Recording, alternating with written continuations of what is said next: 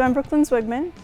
I've been working here at the C B Billings store for about 1.5 years now. So my favorite part of being a technician is the opportunity to learn.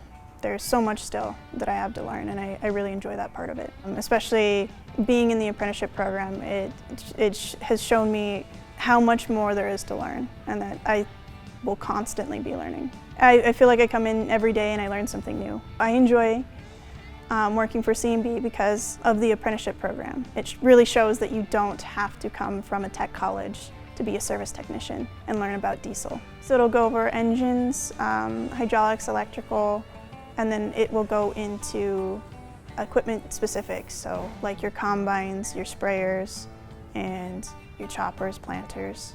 And then you actually get to put those skills to use, and you get to do it here at the shop.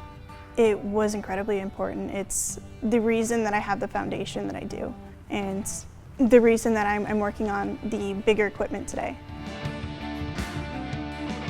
I'd really recommend, if you're interested in applying and you don't have a background or a diesel degree, to do the apprenticeship program.